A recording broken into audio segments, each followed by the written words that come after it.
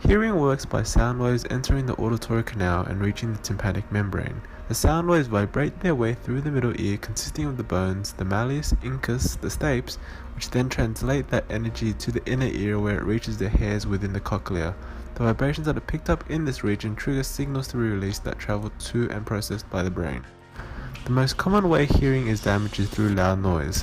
Due to the powerful sound waves, they damage the hairs that line the basilar membrane of the inner ear. Over time, long-term exposure eventually causes these hair follicles to collapse and fade, which affects hearing. Risk factors for hearing loss and damage can include the most common way people damage their ear, which is loud noise in environments such as concerts, clubs, or construction sites, or simply listening to loud music. Many studies, as done by Chigan et al., showed that workers that are exposed to loud noise have much increased risk of developing hearing loss. Thankfully, there are some methods for assisting those with hearing loss, one of which are cochlear implants, which is suggested for those with severe hearing loss, essentially replacing the function of the inner ear responsible for providing the brain with electric signals. The cochlear hearing aid consists of internal and external parts which work with one another to feed information directly into the inner ear. A microphone picks up raw sound from the environment. This sound is then fed into a sound processor, which converts the sound into raw digital information. The converted digital information is then fed into the transmitter antenna, which transmits the data through the skin to the internal implant receiver.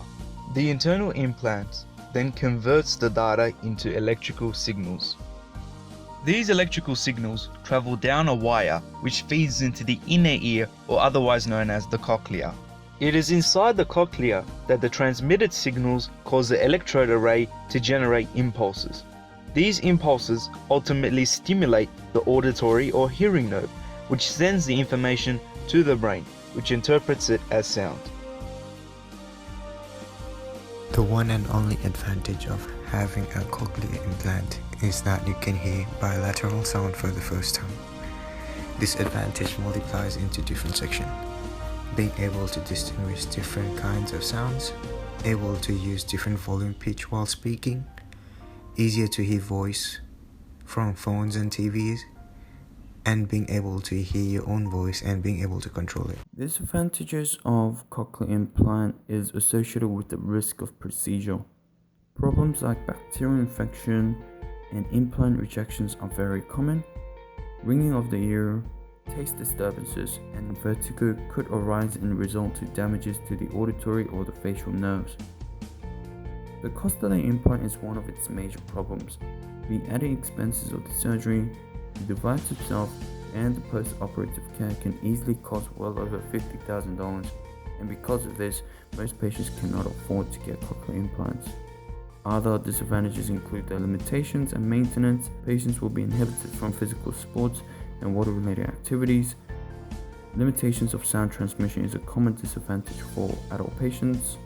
Maintenance such as remapping of processors, replacement of wires, and battery changing are often required. Rising awareness and adoption of the implants to remedy a wider variety of hearing disorders has prompted more research and further refinements into implants.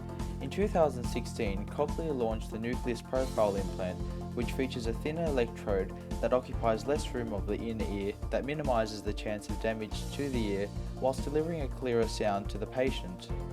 Other developments related to advancing the hardware of the implant look at converting sound into light energy for transmission to the brain, as opposed to using electrical signals, which aims to provide a much more clearer sound. However, research has only been successful on rodents so far. Other research focuses on improving brain perception of sound from existing implants through computerized training. For some patients, the sound emitted from the implant can be more of a nuisance, as the sound is heavily distorted. As such, most patients will still heavily rely on sign language to communicate.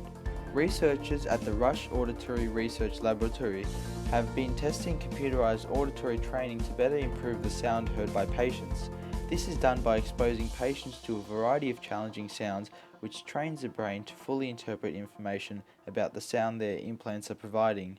The end goal will see both speech and environmental sound perception improve.